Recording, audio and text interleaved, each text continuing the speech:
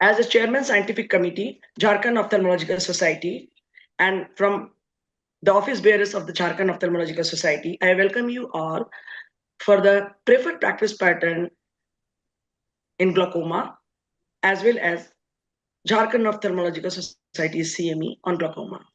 So today we have 5 national speakers. We have glaucoma specialists from Jharkhand as speakers, and we have discussants also. So first of all, over to Dr. BP Kashyap, our past president, Jharkhand Ophthalmological Society, and MC member from Jharkhand, to introduce our national speakers. Over to Dr. Kashyap. Hi, everybody. Hi. Good evening, everybody. So,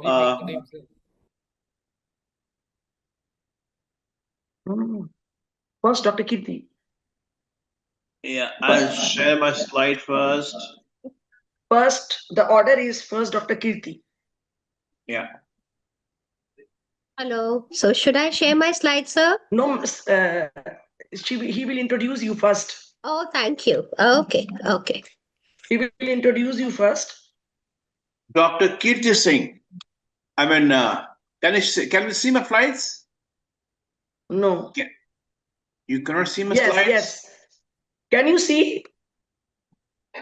Yes, sir, we can see. Okay. Now visible. So, Dr. Kirti Singh, a multifaceted personality of our country, Dr. Kirti Singh. She had been the director and professor of ophthalmology in Guru Nanak Eye Center, ex-director Guru Nanak Eye Center. She is highly qualified, graduated from the Lady Hardinge Medical College with distinction.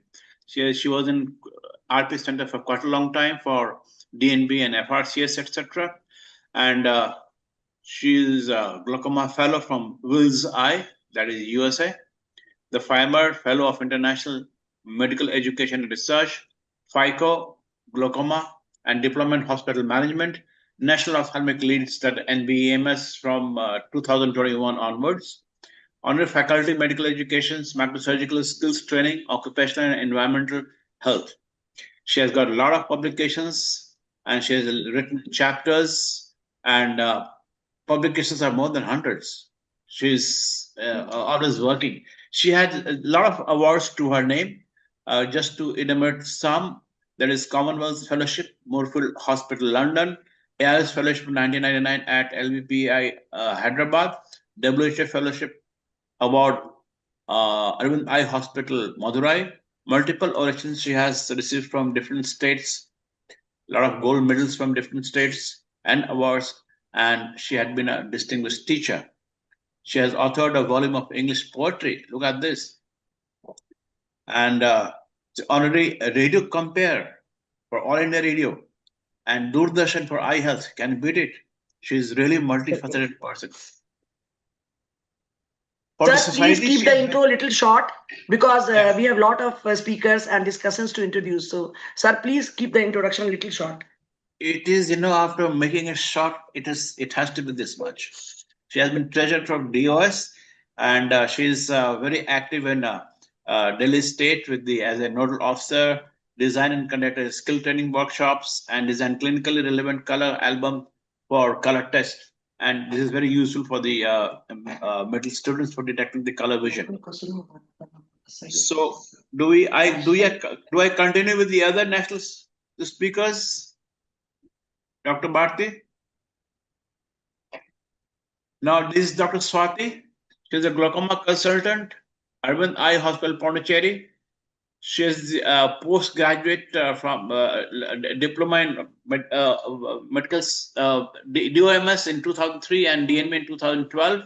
Fellowship long term in Arvind Eye Hospital, Pondicherry, now known as Puducherry. She has done observership in Glaucoma Associates of Texas, Dallas, under Ronald and Dr. Davinder Grover for MIGS. AFHS glaucoma and cataract, pediatric glaucoma, and MIGS glaucoma. She has got a lot of awards to her name. Just to name few of them is Best Paper and Best Poster Awards at the GSI 2029 and 21. And a lot of other, in Tamil Nadu and All India Ophthalmic Congress and all Glaucoma Society, all Gujarat Society, and then Glaucoma Society of India, a lot of publications, and she has written 2 chapters, and she has been a guide for DNB students. Now, a few words for Dr. Devendra Maheshwari. He is a professor and senior consultant in Arvind Eye Hospital, Tirunelveli, Tamil Nadu. He has done his long-term fellowship in glaucoma in the same institution. Glaucoma fellowship he has done in Bascom Palmer Eye Institute, Miami, that is in US. Area of interest is MIGS, and there are a lot of awards to his name. And then he had been observership at various top universities, the Kellogg's Eye Center, University of Michigan, and speaker at various national and international conferences, more than 75 publications to his pocket, presently associated with a number of national and international studies and research work that are going on. He is known for his involvement in MIGS. He is a member of a lot of societies like AIOS, TNOA, GSI, DOS, MPOS, and UPOS, SOS.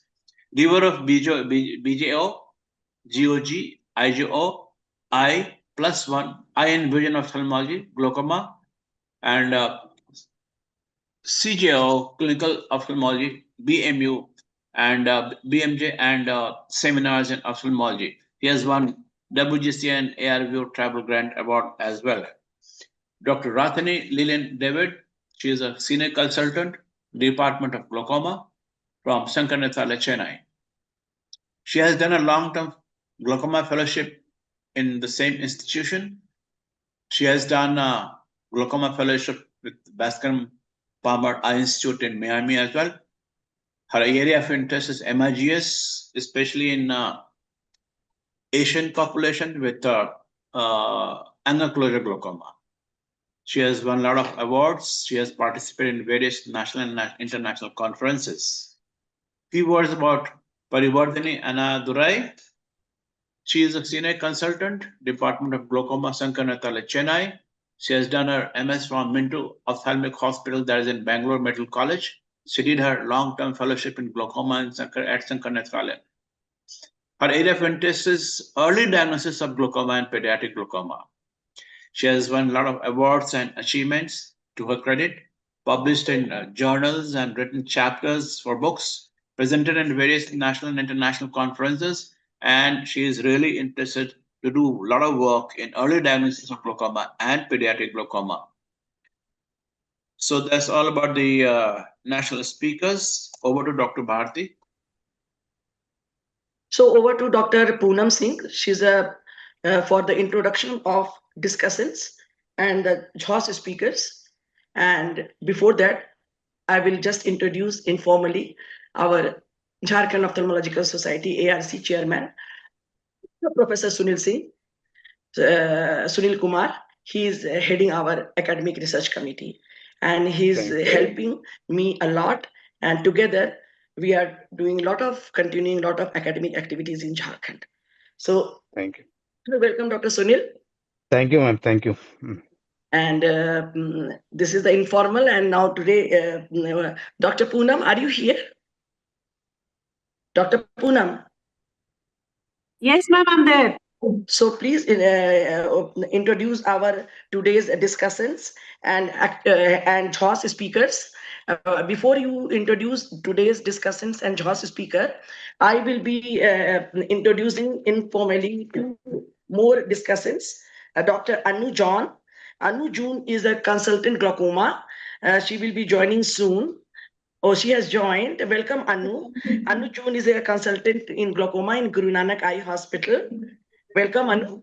Thank you. Another discussant is the star discussant is Dr. Vinita Ramnani.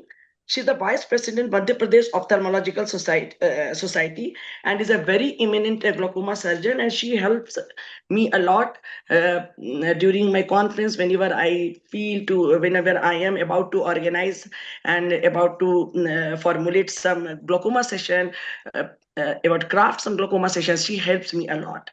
So welcome, Dr. Vinita Ramnani. She's in Bangalore, but still she has joined. I can see Vinita. So she's a good friend. And now over to Dr. Poonam Singh for introduction of today's discussions. Other discussions. Be short. Be short. Yeah, Be short. ma'am. Yeah. Actually, thanks. Like, I would like to introduce a few of the speakers from JHOS which are here today with us. Dr. Rashi Sham is a senior glaucoma Oh no, consultant. you are introducing discussants. We are showing discussants.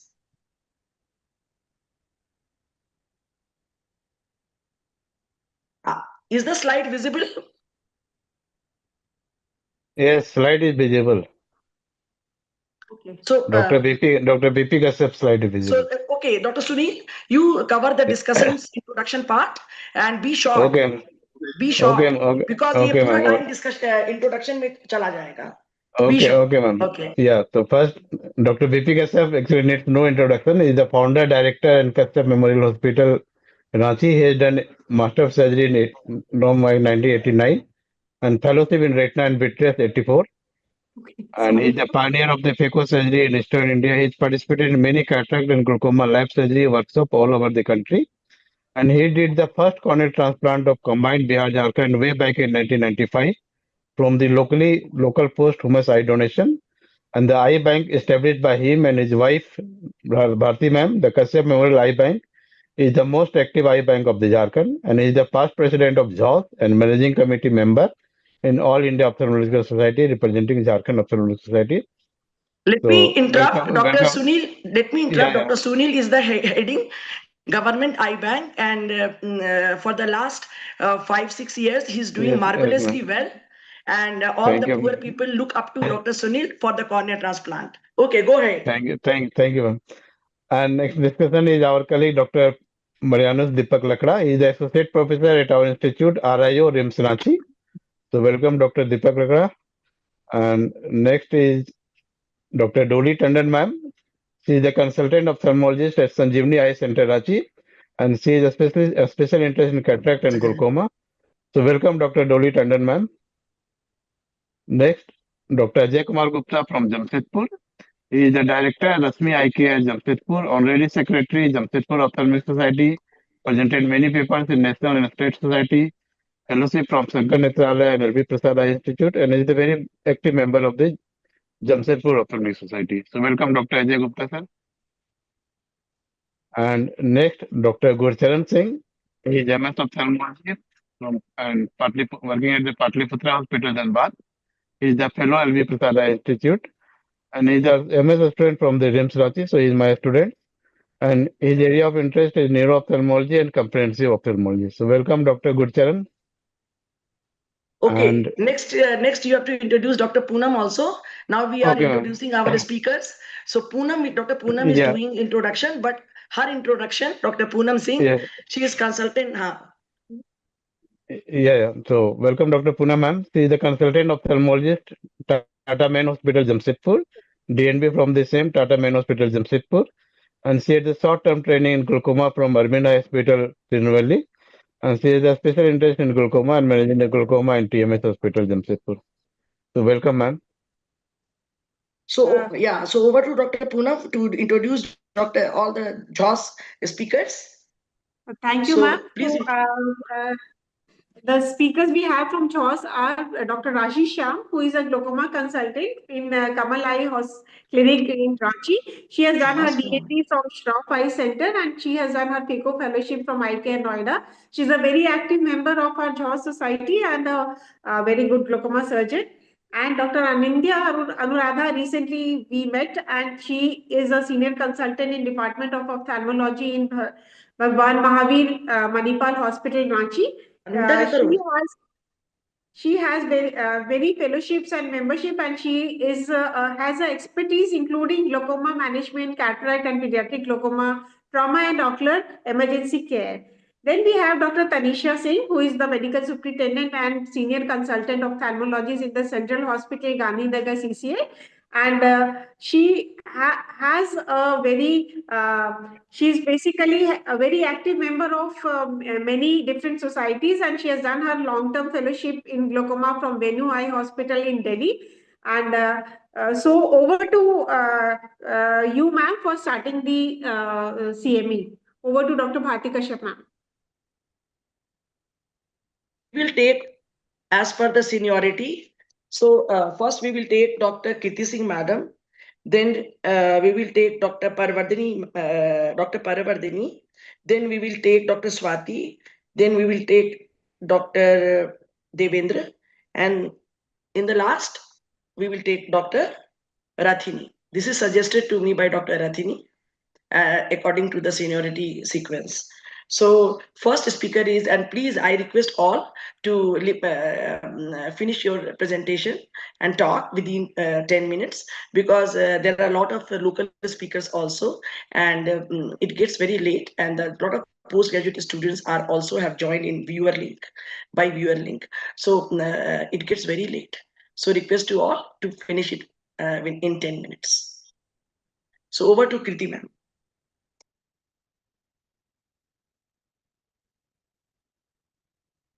Good evening. Am I audible and are my slides yes. visible? Yes, yes. Okay. At the outset, I would like to thank the Kashyap family. They are a wonderful, illustrious family, followed by an equally illustrious son. So thank you very much for having me here in my favorite topic, gaps in glaucoma practice. The gaps in glaucoma practice are twofold, one of the doctor and one of the patient. So we do know that India is home to over 20% of the world's blindness. 70% of blindness anyway is preventable. So what do these facts tell us? We did a study in our center and we studied around 1,700 patients. I'm not able to see my slide anymore. Okay, sorry. Yeah, and we found that angle closure glaucoma was as common as open angle glaucoma in the hospital setup, and many of our patients required filtering surgery. Almost 14% were blind in one eye at presentation. We very often call our clinic as the Cyclops clinic because so many blind one-eyed patients come. In the angle closure glaucoma, which was as common as open angle glaucoma, 80% were undiagnosed, only 20% had had a prior peripheral iodotomy, and that also most of them were done in our hospital in the OPD. So gonioscopy was found that it was not done. The second study we did was the factor studying adherence in our patient population. It was a CAP study, knowledge, attitude, and behavior study. We found that the referral practices in 500 patients, again, ACG and OEG were common, and again, blindness was very common, seen in 37%. Delay in seeking treatment of more than 6 months was seen in more than 41%, and 73% patients traveled almost 30 kilometers just for a drug refill. Now, why am I telling you all this data? Because this is what our India is, and I'm talking about a study set in Delhi, the capital of India. So what we are saying is prior diagnosis only in 20% of the angle closure, despite qualifying ophthalmologist being the referring physician in 92% of the cases, and 1/4 of the patients having had a prior ocular surgery, primarily cataract. Gonioscopy was neither performed nor documented in 80% of the cases by the primary care ophthalmologist. And this fact has been echoed by various studies across India. And surprisingly, it has been there also in Canada.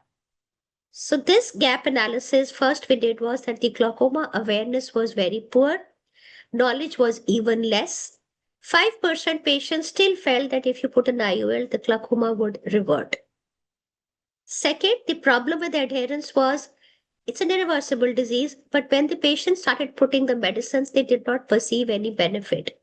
It requires lifelong medication. So improper instillation technique is very important to ensure that the drug reaches the eye. The disease is asymptomatic. So the patient doesn't feel any problem early on. Later on, when he does feel the problem, he puts the drops and then he sees that there's no benefit, he stops the drop. Last but not the least, it's a disease of the elderly population. There is hand-eye coordination problems, manual dexterity, forgetfulness. These patients also have systemic comorbidities and there are multiple medications. It is difficult for them to put the eye drops. The last study was that 200 diagnosed patients who were on anti-glaucoma medications for more than 6 months. Again, 1/5 of them were one-night patients. Dependency on the hospital supply was found in 60%. So this was the patient perspective to the patients who had come to a hospital setup. And the reason for poor adherence was not cost, because they were getting the medicines free. Forgetfulness, they would forget. And the other was fatigue. Very few, only 5% felt that side effects stopped them from putting the drops, despite 31% having the side effects. Surprisingly, we found white coat adherence in 1/4 of our patients, which meant that before coming to the clinic, they put the medicine. So that was a false IOP which we were seeing. Only 50% understood gravity of missing medications, and most of them were unaware that the disease would remain asymptomatic. And when asked, they said they would absolutely prefer that they are shown how to put the drug. And more than half said, you operate us, we do not want to have lifelong medication because we are dependent on an escort to bring us. We don't have the resources, so please operate us. So this gap from the current state of affairs in India to the desired state, we need education that medicines in every glaucoma week or every glaucoma setup, we just have to tell them that medicine or surgery would halt the progression, not reverse, so that they don't stop putting the medicine. We must remember that the patient forgets, they are elderly, they are dependent on their son or their daughter-in-law.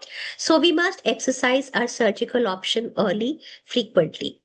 Understand that patient psychology of our country, you would spend money on a wedding, but not on a surgery or not on medication.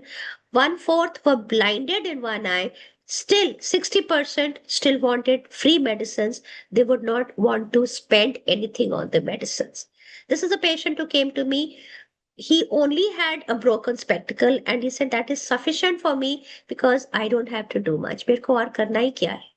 So seeing this, what we did in our center in Bulanadhan Medical College, Guru Nanak Eye Center, for the 12 districts of Delhi, we have been every year organizing gonioscopy and perimetry camp workshops where our residents train the optometrists and doctors in gonioscopy and perimetry. This is a team of our doctors. I'm very happy to have such a good team. So in conclusion, please remember, more than half the patients prefer surgery over lifelong medicine use, the profile which we have. Legal blindness is very common. We must remember we are surgeons. Let us perform trabeculectomy in time. Let us do gonioscopy in time and surgery in time. And last but not the least, would be seeking your vote for member ARC North Zone. As shown by my credentials, I've been an academician throughout, and our work has been to promote academics in North India. Thank you very much once again for the Kashyap family for having me here.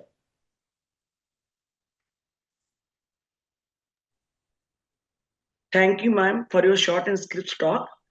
Ma'am, our ARC chairman, the other JHOS people, I'm thankful. They have all joined. And thank you so much for your talk. And the second speaker is... So I finished in time, no? Yes, very slides. yes. Because yesterday we were having cornea symposium and it was so lengthy. Everybody was talking for 15 minutes and the PGs were sleeping. So today the second speaker is Dr. Parivardhini. Dr. Parivardhini. Yeah. So madam, Dr. Parivardhini, madam is a very senior consultant in SN. Yeah. Thank you, ma'am. Thank you for this opportunity. I'll just share my slide.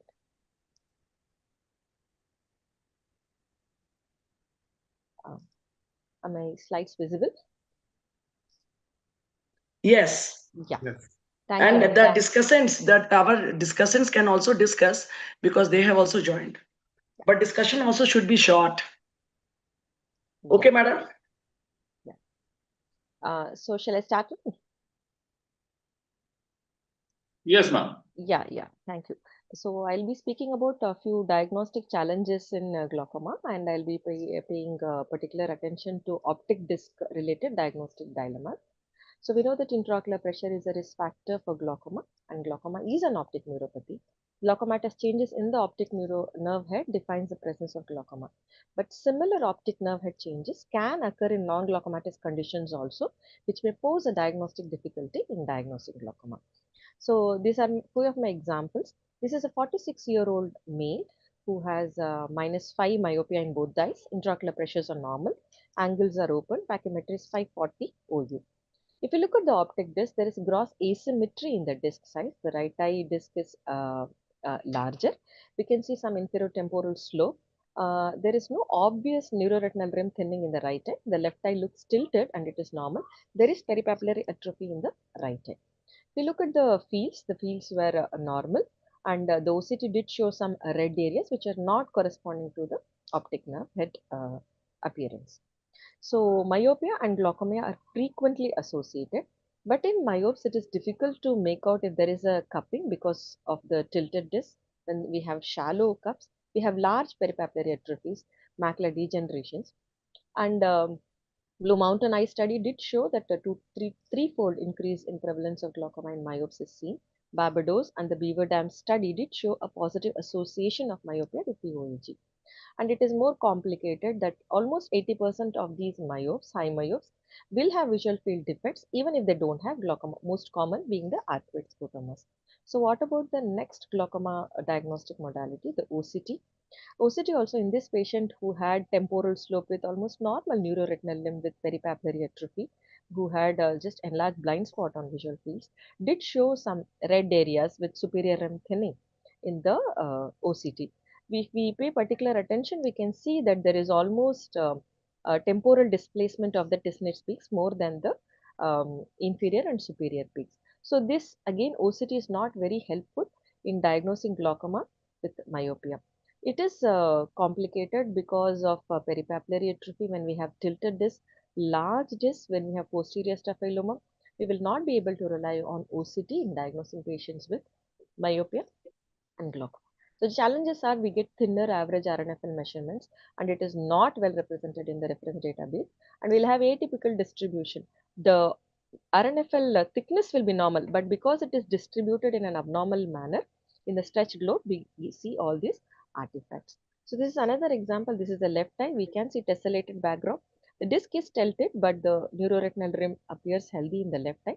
But the right eye, there is very severe retinal thinning with tessellation. We can see some inferior slope with inferior rim thinning. The superior rim does look healthy. It is very difficult to differentiate where the cup is ending, the neuroretinal rim is starting in these myopes. If we follow the vessel contour, we'll be able to make out that there is an inferior rim thinning in the right eye. When we did the fields, it was showing enlarged blind spot. This was many years ago. But when we followed up this patient for many years, we could see that the field defects started increasing. Even though we see some field defects in these patients, when we follow them up, we will be able to see progression if these patients have developed glaucoma. This is another example to show how difficult it is to diagnose glaucoma in these highly myopic eyes. We can see very shallow cups, but if we follow the vessel, we can still make out that there is inferior rim thinning in this eye. In the left eye also we see inferior rim thinning. The superior rim looks healthy. So myopia can be advanced seen with advanced glaucomas also.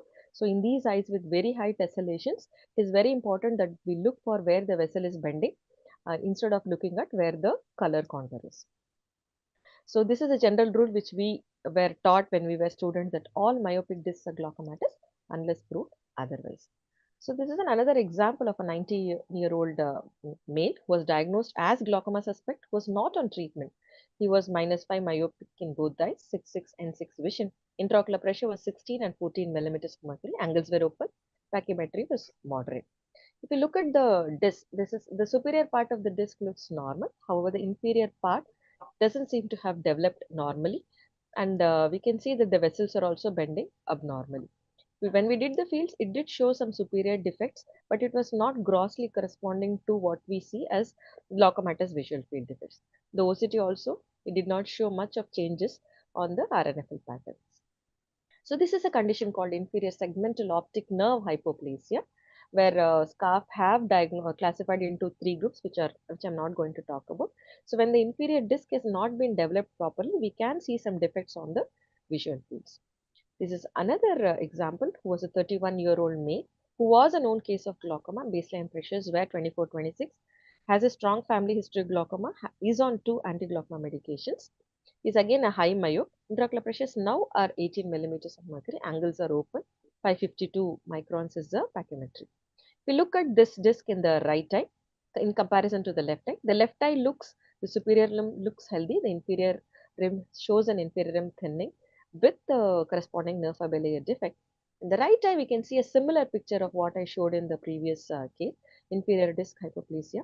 But if we pay attention on the red free photograph, we can see that the inferior RNFL changes are seen in the right eye. So this patient had corresponding visual field defects in the right eye and the left eye. So this goes to show that even optic nerve head hypoplasias can be associated with glaucoma. So we should pay particular attention to the RNFL in this case. This is a 18-year-old girl who we had seen her first in 2013, who was diagnosed as glaucoma 3 years ago, and she was already on 3 anti-glaucoma medications. She was -3 myopia, and her intraocular pressures were normal when we saw her on 3 anti-glaucoma medications. Angles were open till the ciliary body band with few iris processes. Pachymetry was 533 microns. This was how her optic disc typically looked. The left disc looked normal. The right disc looked a little tilted with superior RNFL defects with suspicious superior rim thinning. When we did the visual fields, it just showed peripheral defects in the right eye and normal visual fields in the left eye. The OCT also showed exactly a polar RNFL defect in the right eye, which was again very suspicious of a non-glaucomatous visual disc. So what was the diagnosis? We were confused whether it was a JOAG, but there was no angle anomaly and it was unilateral. Whether it was secondary glaucoma, but there was no angle recession, there was no history of steroid. So this was a case of a superior segmental optic nerve hypoplasia, which is also called a topless optic disc. The superior part of the optic disc is not developed well. These are the 4 features which it is characterized by: a superior entrance of the retinal artery, superior disc pallor, a superior peripapillary halo, which we see here, and also thinning of the superior peripapillary RNFL. This has been noted to be seen in less than 1% of the population. Maternal diabetes is seen to be a risk factor, and it can be unilateral or bilateral. Usually this pallor and superior halo, which is already described, is not commonly seen in Asian eyes. Visual field defect is usually sectoral or altitudinal, usually connected to the blind spot. We usually see a superionasal RNFL loss, which is not typical of glaucoma, where we usually see an inferotemporal RNFL loss. This is again a differentiating feature. So for this girl, we stopped all her anti-glaucoma medications and her intraocular pressure was normal without anti-glaucoma medications, and with the more than now 10 years of follow-up, her visual fields have been normal. So this is a patient who was wrongly diagnosed with glaucoma and was started on treatment. So these optic nerve head changes should always be suspicious. Again, another very common condition which is diagnosed with misdiagnosed with glaucoma is an optic disc pit, which can be easily diagnosed with no CT. So this was a 26-year-old boy who had a temporal pallor. So in these cases, it is not confusing to diagnose them as glaucoma because temporal pallor is very significant. But in cases where we have pallor with cupping, in a case like this, which was a 44-year-old man who had impaired color vision, so it is always confusing whether to know it is glaucomatous or non-glaucomatous. This was actually a case of toxic amblyopia. So when we have cupping, visual fields usually will give us a clue whether it is glaucomatous or non-glaucomatous. So when the pallor is out of proportion to cupping, or when we have field defects which respect the vertical or the horizontal midline, usually these are all clinching factors to diagnose that these are non-glaucomatous. In this article, they have given various features of that to differentiate between glaucomatous and non-glaucomatous. When the central vision is preserved, when there is an asymmetric disease, when there is a symmetric disease, usually it is a glaucomatous. And when we have typical field defects and when we have more of central defects, and usually these are all the cases which are non-glaucomatous optic disc. This is a case of a 46-year-old female whose vision was 6, 6, and 6. Intraocular pressures were normal, angles were open. She had a history of migraine and she was referred to glaucoma clinic. Her right eye was normal, left eye showed an inferior notch with an inferior retinal nerve fiber layer defect with corresponding visual fields and corresponding OCT. But since she was an atypical age for a normal tension glaucoma, we evaluated her neurologically also, which all tests were normal. Her intraocular pressure variation also did not show any variation. So we kept her under follow-up without medications, and during her further follow-up for almost 6 to 7 years now, her retinal nerve fiber thickness has maintained. Her visual fields are also similar. So this is a case of a non-progressive normal tension glaucoma, we can call, where even without treatment, they don't progress. So these patients, only if we are able to follow them up longitudinally, we should not start treatment in these eyes. So I would like to conclude here that optic disc cupping can be due to non-glaucomatous conditions also. They can pose a major diagnostic challenge.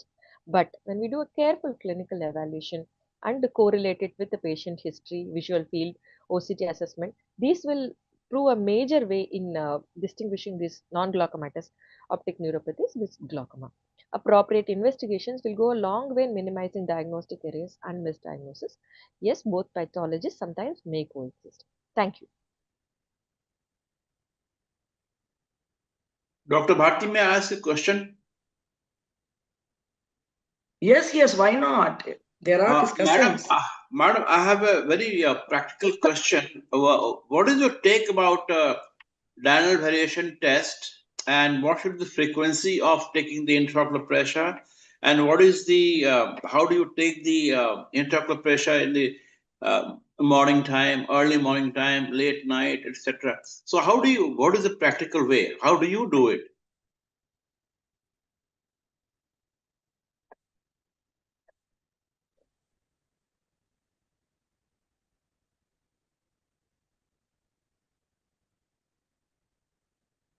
Dr. Parvardhini. Yeah. Sorry.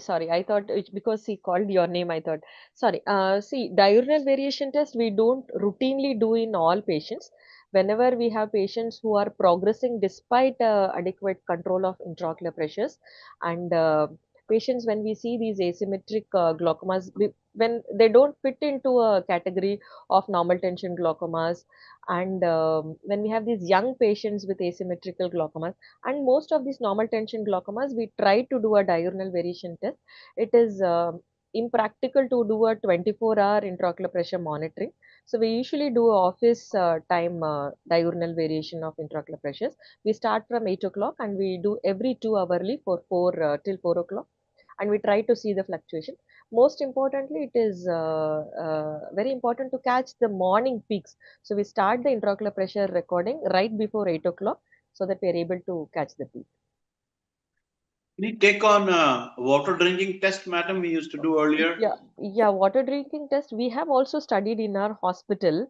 It did not show too much of a correlation, and we did not see much of peaks, what we don't see with diurnal variation. So we don't do routinely in our patients. Water drinking, we usually combine it with a diurnal variation of intraocular pressure. So we do a DVT till 3 o'clock. Until 3 to 4 o'clock, we usually give fluid, we give them water and start the recordings. For every 15 minutes we try to see if there is a peak. So even when we did the study, we did not see any meaningful results with that, so we don't do it routinely, sir. Thank you, ma'am. May I add a comment, ma'am? Sorry? Yes. So that was a wonderful talk, Dr. Parivardhini. Just for the residents' sake, I would like to say the residents get so much focused on the optic cupping per se. Sometimes you have aqueous scotomas on the fields and you miss seeing the fundus. And there's a branch occlusion lying there and a lot of hemorrhages in one sector, which is reflecting as a scotoma. And the retina is not seen. So just not focusing on the disc, per the entire retina is important. Especially, yeah. Thank you. One additional comment. In addition to what Dr. Kashyap asked, diagonal variation, if we can do at one time at night, in addition, if we just check the blood pressure also, because ocular perfusion pressure has to be checked, especially in the patients who are progressing and whose IOP is not really very high, but still they are progressing, and where the visual field discrepancy is there with the disc damage. So blood pressure, in addition, must be checked. Yes, yeah. We try to do a halter also in these patients when we feel that they are progressing without reason. despite controlled intraocular pressures. So, but to get a night intraocular pressure check in our setup is quite challenging. I understand, but otherwise the 4 a.m. the high peaks are going to be there at 4 a.m. or 2 a.m. and so the office diurnal really doesn't serve the purpose. We all do it, but if we can convince the patient to come once at 4 or 5 a.m. and one resident can be there, that may be better off at one time because that is when you catch the thief. Otherwise, the thief is gone by the time we check the pressure. Yeah.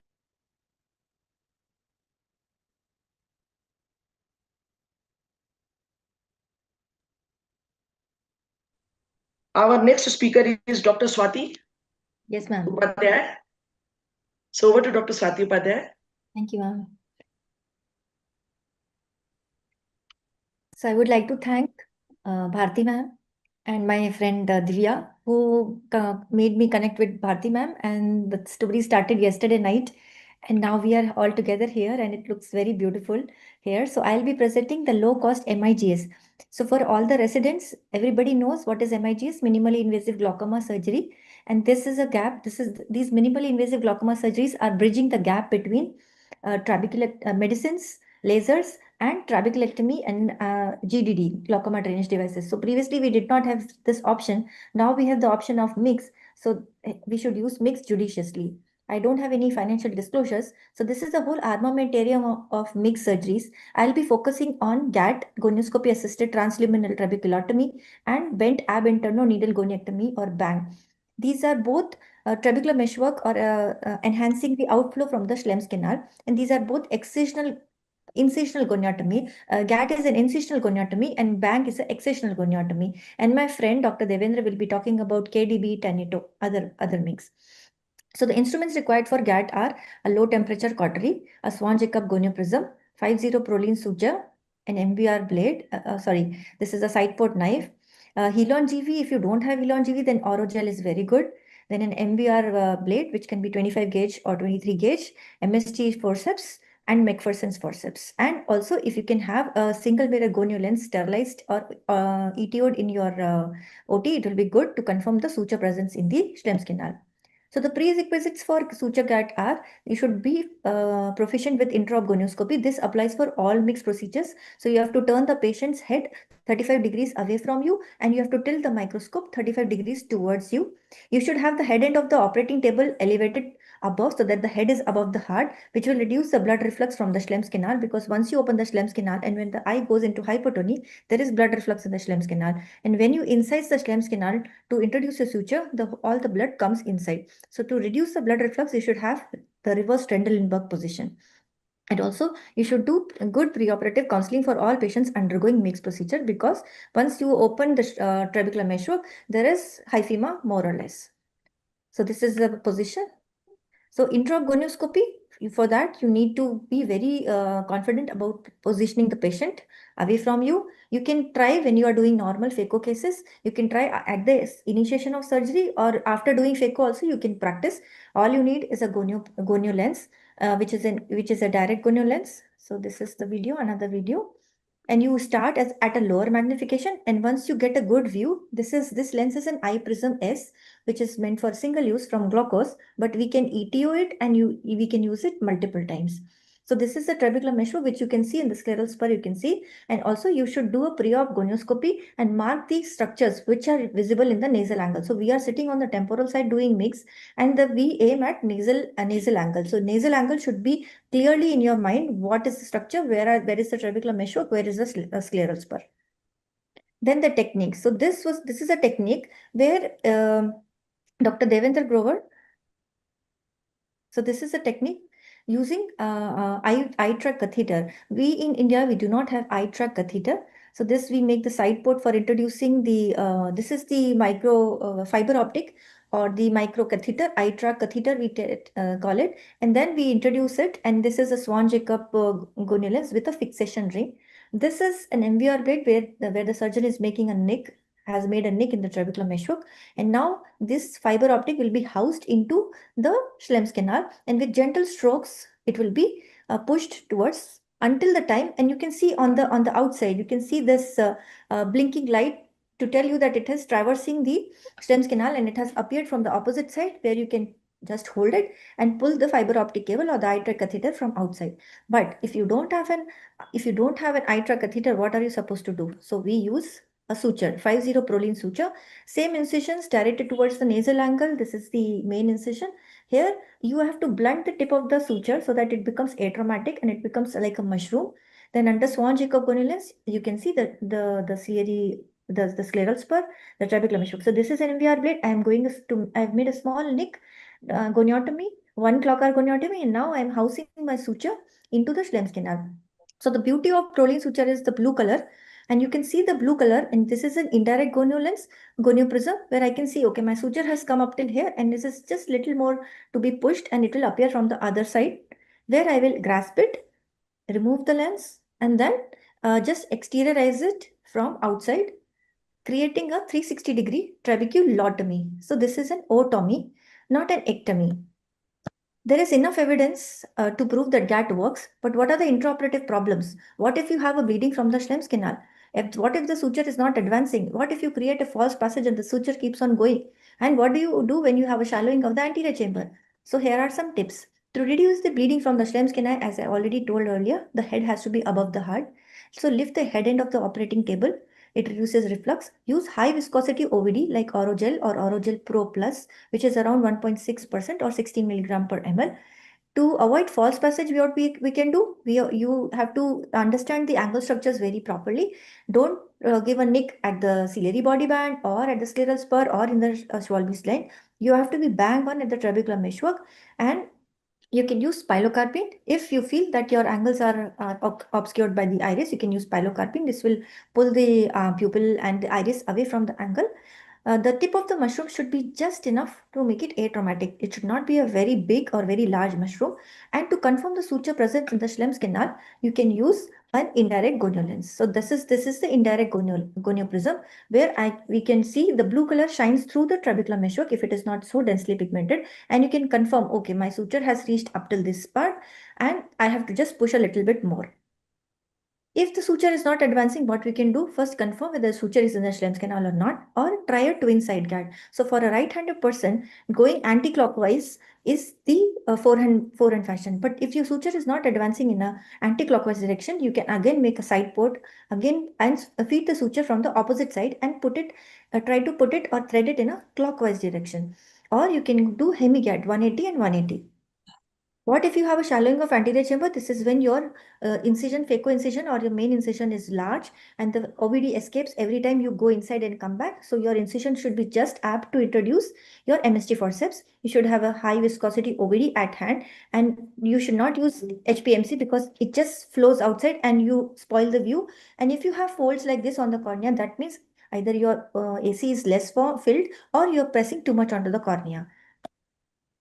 Okay, what about post-operative complications? So when you have opened the 360-degree Schlems canal, what is going to happen? All the blood reflex is going to come inside.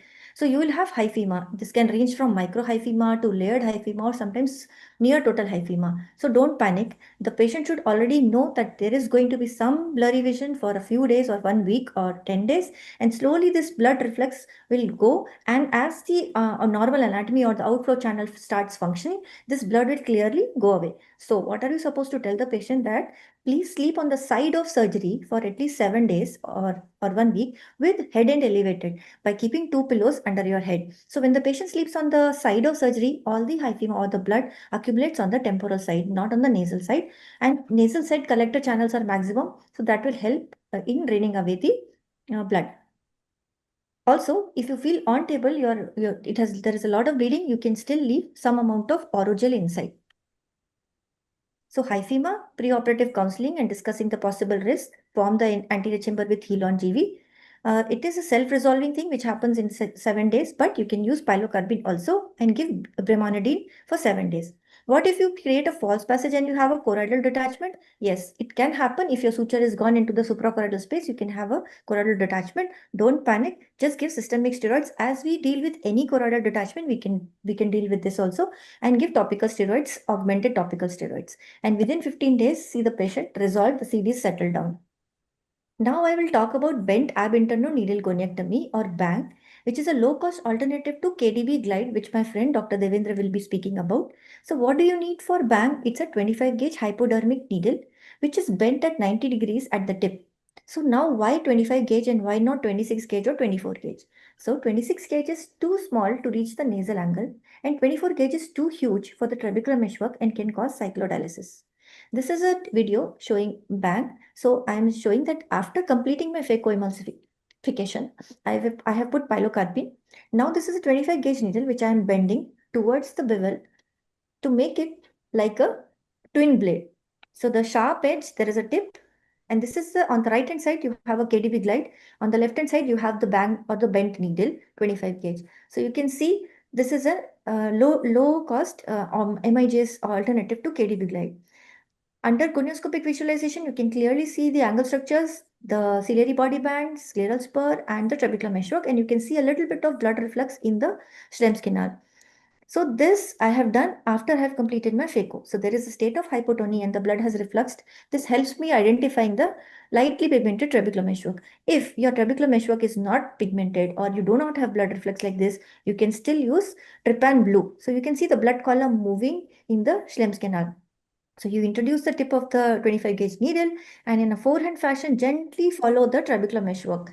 So this is the way, this is an excisional goniotomy where you are cutting the trabecular meshwork. This is Helon or Orogel, and you can see the posterior wall of Schlemm's canal, which is white in color. And now you have done the forehand part. Now you can turn the blade towards opposite side, and similarly in the line of the trabecular meshwork or the Schlemm's canal, you can go in a backhand stroke to take away the another 2 clock hours. So at the most, you can get 4 to 5 clock hours of goniectomy using a bent ab interno needle goniectomy. This is a part of remnant of trabecular meshwork which you can take with using MST forceps, and you can send for histopathology also if you're doing any study. So this is the posterior wall of Schlemm's canal, and this is the way a cleft looks in post-operative period when we do gonioscopy. What can go wrong with bag? Like the bent tip can, bend the tip towards the bevel, unlike cystotome, which is bent opposite to the bevel. Be careful while introducing in and bringing out the bent needle because it can cause DM tear. Enter with the sharp tip facing towards the side, not upwards or downwards. And excessive bleeding from the Schlemm's canal. How to prevent it? Reverse Trendelenburg position and high molecular weight OBD. So now GAT and bang logistics. In bang, we just need a 25 gauge needle, which is less than $1 US, which is just 75 INR. It is a single use and throw, and the degrees of angle treated is 120 to 140 degrees. For GAT, which is a suture GAT, it is just 450 INR or 6 USD. One suture can be cut into 8 to 9 segments of 5 centimeter each, can be used for 9 cases. So the cost of suture per case just 50 INR, 50 rupees. And overall cost of one case is around 25,000 rupees. And the degrees of angle treated is almost 360 degrees. So we did a study to compare the results of bang, GAT, KDB, and Tanito, and we found that the maximum IOP reduction was with KDB, and they are similar with GAT and bang. So the take-home thing is, if 180 degrees opening can cause a decrease in pressure, why to open 360 degrees? So this is the MIG scenario in India. We have got bang, trabectome, which is approved but very costly. iStent is way more costly. Suture GAT is, yes, affordable. And Kahoot dual blade, yes, for elite population, we can still use. So for our low cost alternatives are GAT and bang. Thank you so much. Madam, I hope I was in time. Madam, Yeah, a little fantastic. longer, but your topic I was do have very a question for you, Dr. Swati. You are super. You are super se duper. Arre, nahi, sir. You tell me, give us some tips while doing the bang. Sometimes, you tend to press the gonioscopic mirror, and the gonioscopic lens, and then, many times when you give little pressure, there's a lot of striations and folds in the cornea, and then, you are lost. Then again, you have to fill it up. So, do you have some tips to, overcome this? Sir, HPMC is actually useless for doing a mix. So one should have Orogel. Orogel is 1.6%. So that is a high molecular weight. And so the opening that we make should be just enough for the bang needle to go inside. So if you feel that after making a phaco, after doing phaco, your incision will be leaky, then do bang first, then followed by phaco. And if you feel that, yes, okay, my 2.2 incision for phaco is enough and I will not press onto the cornea, and you have a good OVD, then fill the eye nicely with OVD and then do the bang. And sir, actually people feel that pressing on the cornea with the gonios prism will make them see better. But once you get the coupling agent, the OVD and the lens, you just need 2 fingers just to support the lens, and the view is bang on. So you don't have to keep on pressing onto the cornea. So I would just say your incision and your OVD is the key. Thank you. Thank you. Thank you, sir. Thank you, ma'am. So thank you so much. So our next speaker is Dr. Devendra Maheshwari. Over to Dr. Devendra Maheshwari.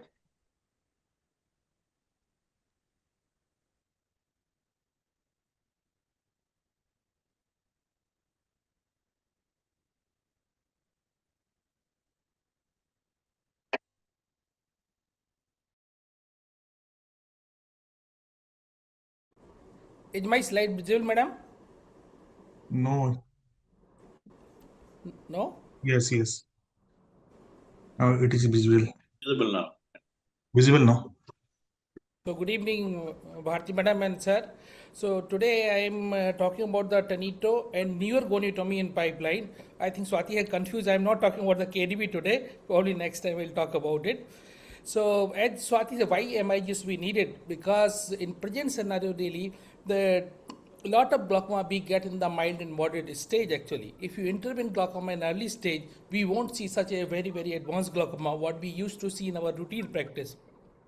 So this practice is called the interventional glaucoma. So what interventional glaucoma means? So you have to intervene as early as possible. So the trabeculectomy and tube shunt, they are not suitable for the early stage of the glaucoma. So there is a need of surgery. That's a minimal invasive glaucoma surgery. What the advantage of it? Because it preserves the conjunctiva for future surgery. There is no blab. There's a very good safety profile, moderate IP control, and patient will be the very, very comfortable. So now talk about the MIGS and why is helpful in India? Because the cost effective. Right now, lot of TM based MIGS procedure are available that we are going to discuss with you. And look at the impact of the population. We have the populous country in the world really. We don't have the enough glaucoma specialists to deal with the glaucoma burden. So really the MIGS has to be done by the glaucoma surgeons. Phaco surgeons. And if you go for the trabeculectomy surgery, really it need multiple budget and multi-cost ratio is much, much higher when you compare with the TM-based MIGS. So when we do the MIGS, really we don't need the multiple budget is not required for the patients. So look for the world where it is moving. So look at the world is moving toward the MIGS. There's a lot of funding for the R&D for the development of the newer MIGS devices. And look for the publications. The top 10 author is still publishing about the last 5 years. Their maximum publication around the MIGS. So when we talk about MIGS, people say we don't have our own data. They work in the Western population. How we can believe you? So now we have our own data. This is the first study published on the tonito microhemic and open angle glaucoma by our team. Then we have the GAT study in the Indian population where we compare the phaco GAT versus GAT, and we find out phaco GAT will more efficacious compared to the phaco. Then another publication we evaluate the role of the GAT into the juvenile open angle glaucoma, and really the GAT works beautifully in the juvenile open angle glaucoma, PXF glaucoma, and pigmentary glaucoma. Apart from that, we have some other publication like the absolute goniotomy, and compare the outcome with band abendodontal goniectomy. Then these are the various publications where we show the effect of the KDB and get into a different complex scenario that I'll show you once more. And these are some publication from the Nikita Berry from the AIMS where we talk about the temporal bang also can be the beneficial. And this is the study published by Dr. Sunita Dubey, the first study in the Indian population outcome of KDB of 1 year, and it showed the pretty good result. And this is again my 2-year study where we have tonito microhook, where we compare the outcome phaco versus phaco tonito, and phaco tonito shows much superior. And this is my center who really we do a lot of MIGS. We move toward the the secondary choice for the surgery. So first we do the GAT, phaco GAT, KDB, or tonito microhook or bang. So these are the commonly done surgery: GET, KDB, microhook, bring. So any kind of goniotomy you do, definitely you get the significant IP control. So here I'm going to discuss the 4: Tonito microhook, absolute goniotomy, enhanced interventional wall enhancing goniotomy, goni scrubber, and this is my own goniotomy, dual microhook trabeculotomy.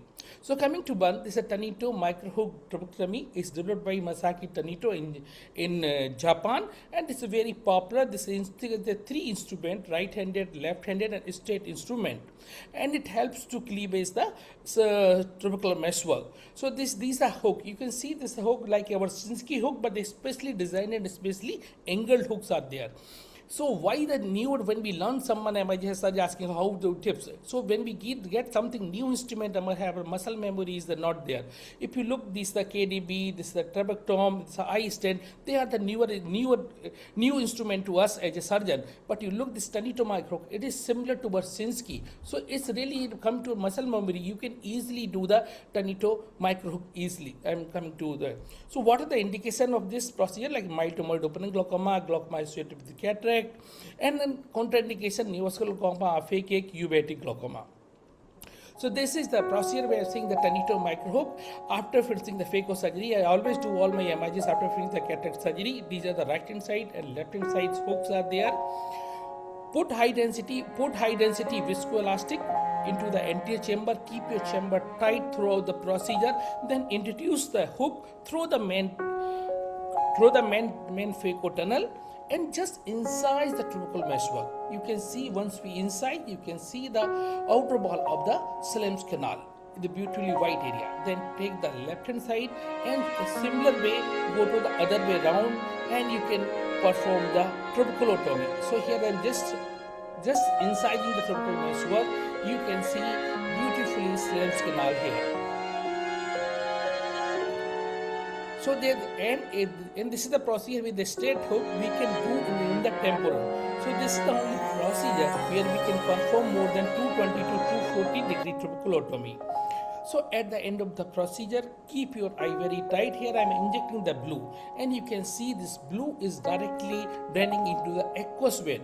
So you can see how surgery is successful once the veins are blue. The blue is going through the aqueous, lot of aqueous veins.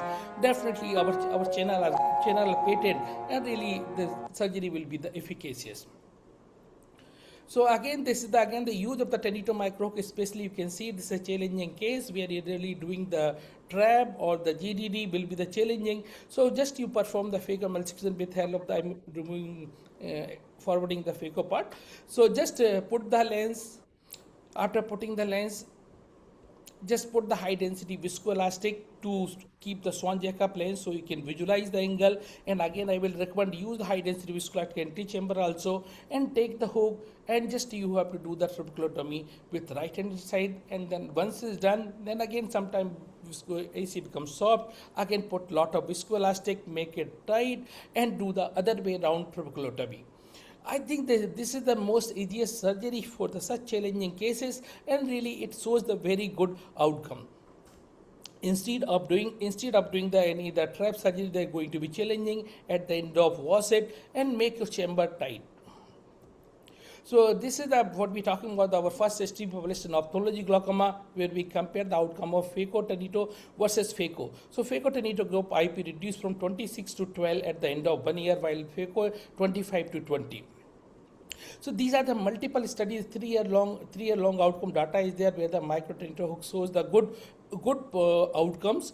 And when we compare with the KDB or eye stent, it shows the equal efficacy. This is a study done with the microhook with the trabectome. It shows really they are non-inferior to trabectome. And I am fortunate to meet the inventor of Masaki Tonito.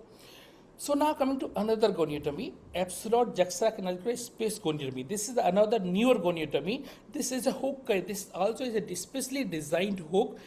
This says we can do just 60 degree goniotomy is enough.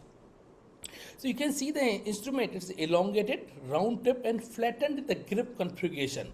So what we do in this procedure here, this flattened tip, just we hold the trabecular meshwork tissue and just bridge into the canal. So just we are not removing any tissue, we are creating goniotomy and hinging the trabecular meshwork into the canal, as I saw in this video. So finish the phacoemulsification. After phacoemulsification, put the high density viscoelastic orogel plus I use, or Helon 5 you can use, and this is the absolute goniotomy. So this is the instrument. So here this just I am taking the taking into the canal and removing the TM. After removing the TM, I just keeping there. I am not taking out here. So this TM hinge between the canal this way, 30-degree other side, and 30 the other way. So you can see the exposure of the Salem's canal at the end of Wasseter. So coming to this is the published by Epsilon Elindo, and he showed the 2-year outcome. He's find out the 30% IP reduced at the end of 2 years. And here we compared with the Epsilon with the Bang, and we find out Epsilon goniotomy is doing much better in terms of the AGM reduction, IP reduction, and long-term survival of the surgery. And these are the something new I'm talking about. This gonio-scrubber, they are still in pipeline. Here we do this, not the goniotomy, but just we scrape the trabecular meshwork. So I just show you this specially designed scrubber is this called the gonio-scrubber, and I'm working with University of Hiroshima.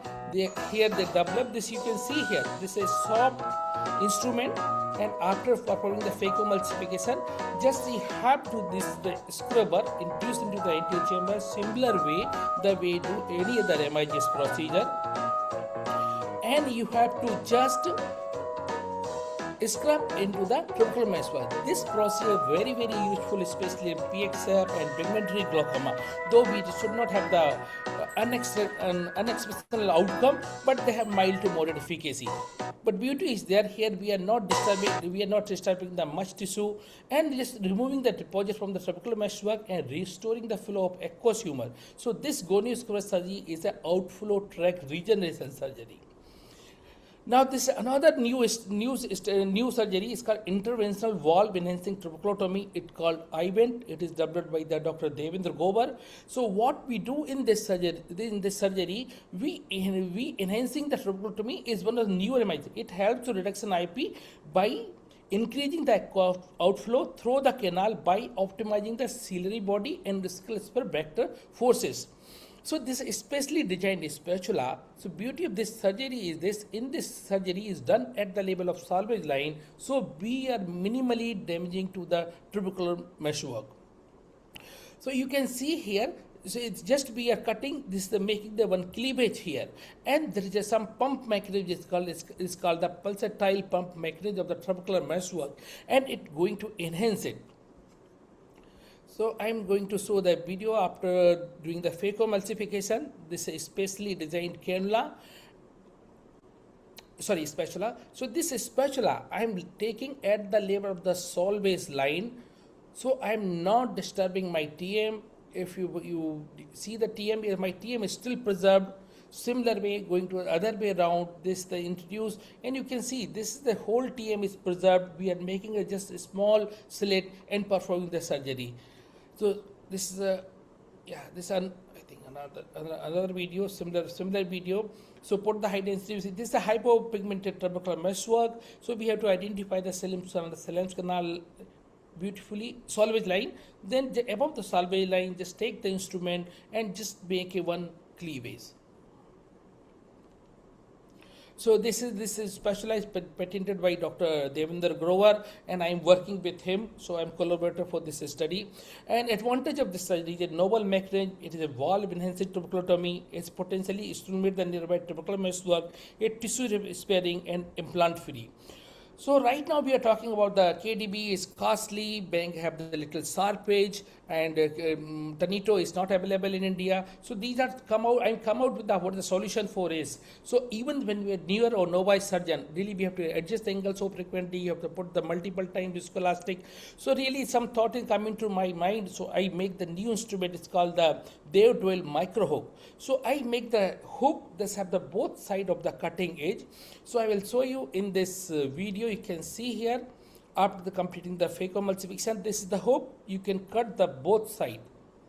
So after the performing the phacomal speculation, takes a tip is tapered, so you can go into the canal, you can incise inferiorly, and beauty of this instrument is there, you can perform the trabeculotomy up to the 180-degree area. So after that, you can see this nice outer wall of the Slem's canal, you can see this bony white part. So it's beautifully you can do the trabeculotomy. So this probably this is the instrument we are launching in the AIUS. So, so just to conclude, newer goniotomy seems to be promising, being implant-free with minimal typical muscular damage and relatively easy learning outcome with minimal complication. And this is my guru, Folman and Grover. Thank you very much for patience listening.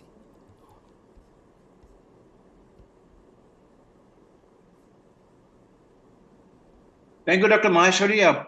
Pretty newer things you have been talking about. For the benefit of our PG students and DNB, please let us know about till what level of intraocular pressure you should be doing this. I don't think you can do it when you have to use multiple, maximum drug therapy and the IOP is not being under control. This is not going to work.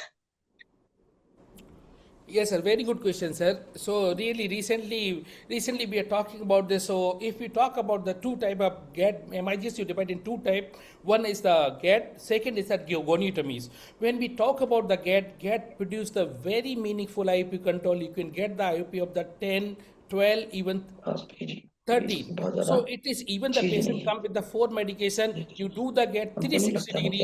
It can produce the if you can get the IOP of the 12 mmHg. Thank you, sir. Yes, Dr. Bharti. Yes. Actually, I am doing work for the annual conference also. I'm sitting and compiling other things also. Thank you so much for the kind support. Trap to happen makes this a very good methodology that can be taken up, and GAT has given exceptional results all the way to go forward, I think, compared to trabeculectomies and the walls. And just a word of finance, but the CGHS and ECHS, they are allowing, they are reimbursing the money for the MIGS. So I think it encourages us to do more of MIGS, and they pay a good amount. Yes.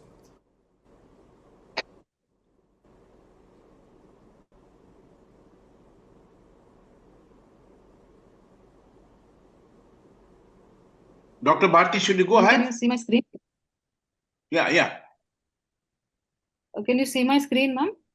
Yes, very much visible and yes. Yeah.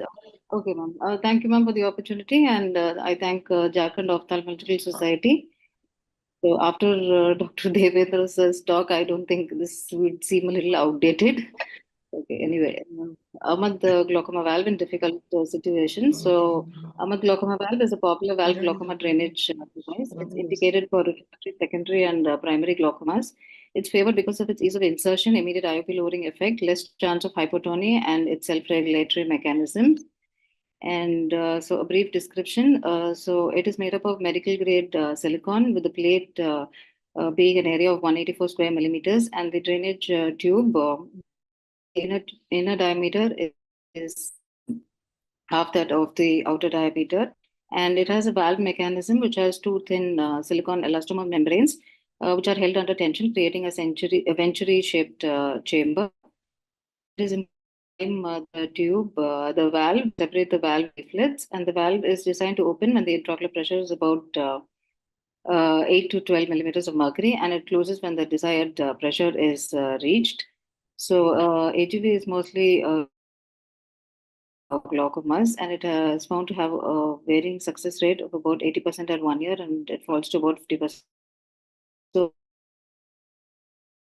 the long-term surgical outcomes of AGV refractory glaucomas, and found that it has neovascular glaucoma following RVOs in present to glaucoma. So Can't see your video, Ratin. and into the pocket. Oh. Yeah, we can see now. Thank you. Now, is it visible now?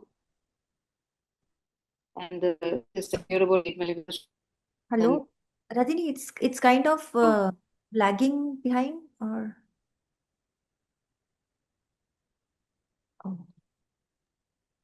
Your videos were jumpy, something, some net problem. Sir, I think she just logged out. Maybe the internet went off, sir. Yeah. Mm.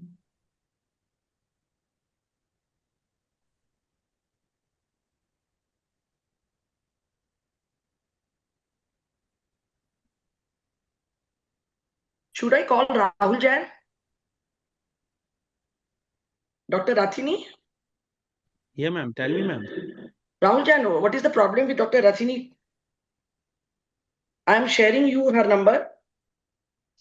Please call her and help her. Ma'am, I'll call her. One second. Ma'am, Rathini ma'am is already joined, ma'am. So there is a problem now. Rathini ma'am, please start your video. Now, Yeah, see, yes, ma'am. Please go to slideshow mode, ma'am. yeah, just a minute. Yeah, click on play, ma'am. Click on play. Yeah. Yes, ma'am. Okay. Go ahead, ma'am. Yeah, sorry about that.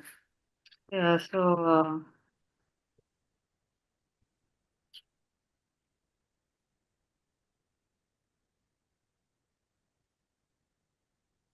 so the tube is then inserted into the anterior chamber, making an entry about 1.5 to 2 mm from the limbus, and the tube is secured to the sclera and then covered with the corneal patch, and then the sclera is closed in layers. So that is about how it is done. Then for the pars plana entry, it is mandatory to do a complete pars plana vitrectomy with a base excision. And here the tube is introduced into the pars plana about 3 mm from the limbus in an aphakic eye. So coming on to the difficult situations, so AGV is very useful in neovascular glaucomas, especially when there's existing neovascularization of the iris or in an inflamed eye or when there is high anterior synechia. So Netland et al. In a retrospective comparative study who compared AGV in NBG eyes to controls without NBG, and they found that the NBG group, the success reduced from about 80% at 1 year to 20% at 5 years. However, the control group, the success continued to remain 73 at 5 years. So the success is definitely lesser in the NBG eyes. However, use of adjunctive anti-VEGF may marginally improve the success rate and also reduce the chances of hyphema. So these are cases of AGV done in neovascular glaucoma, one in a phakic eye where it was placed in the sulcus. And in the right side picture, it was placed in the sulcus in a pseudophakic eye, which can incite a lot of inflammation and even causes sterile hypopyon.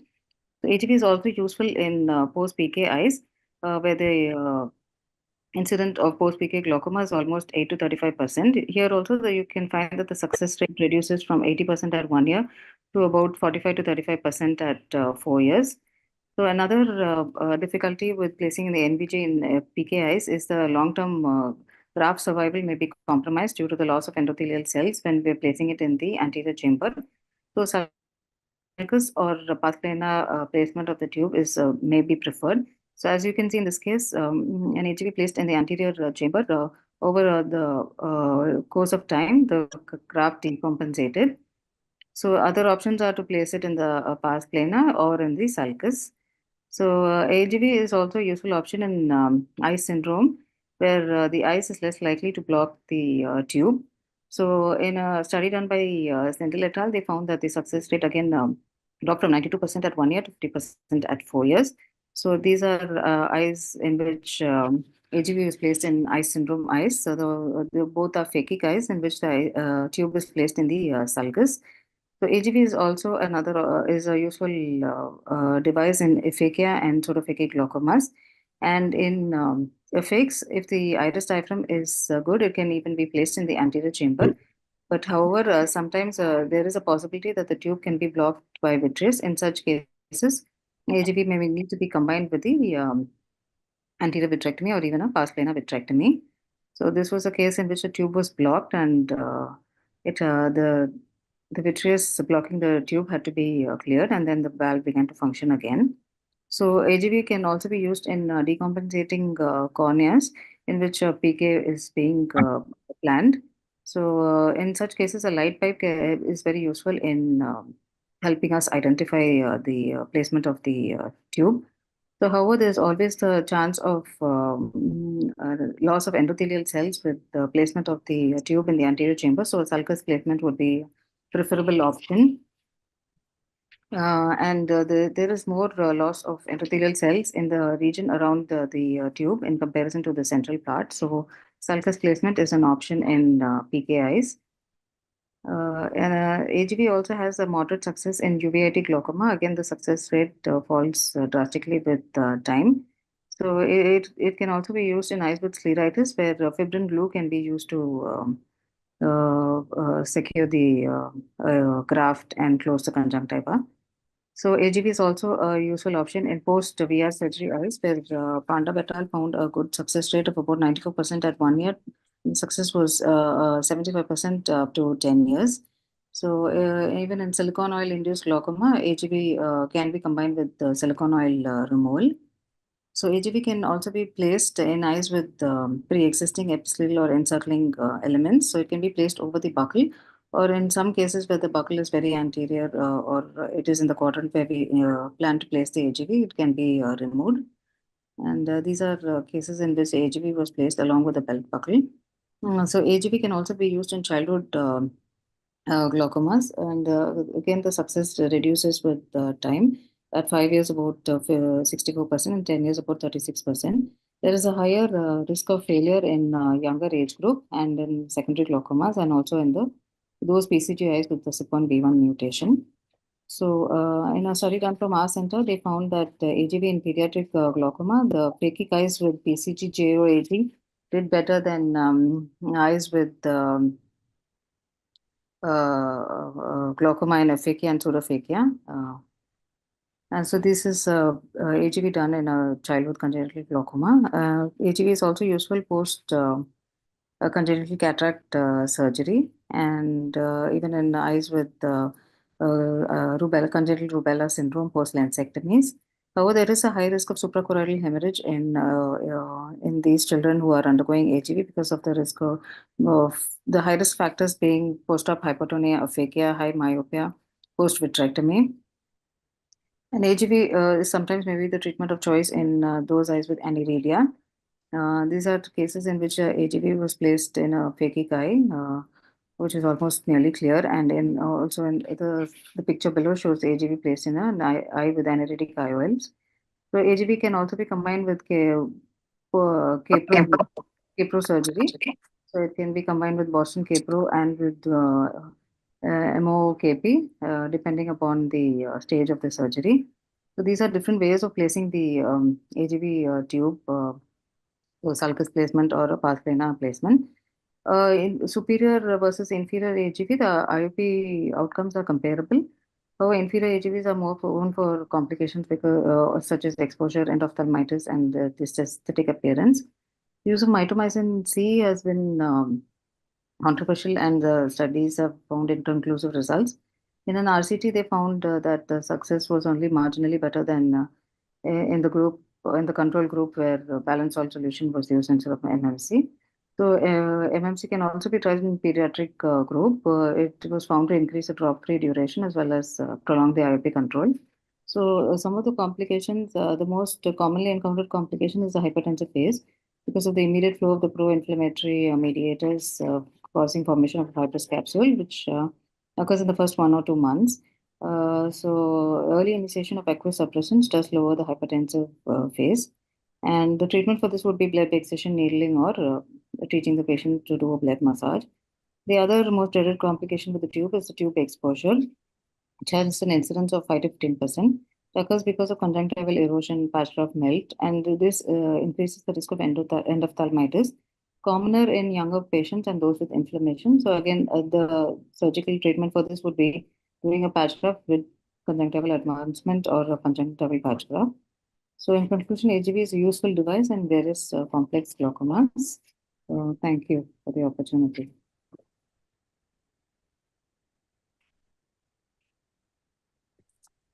Thank you, madam. Very nice.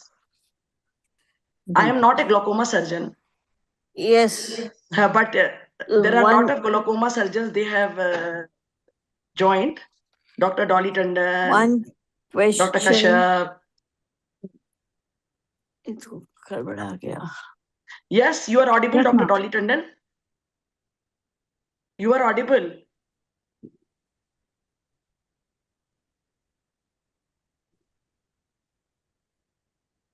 Unmute yourself. Unmute yourself.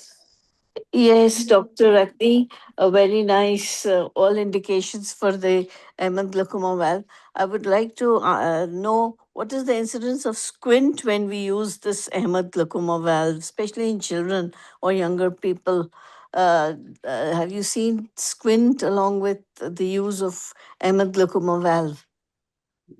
No, ma'am, I haven't come across any squint with the AGV because the plate surface area Because is of the smaller. muscle. Yeah, No. not in my experience, ma'am. Maybe with a larger implant, maybe the risk is more. But with the AGV, so far I haven't really come across. Okay, school. Okay. Okay, thank you, ma'am. Thank you.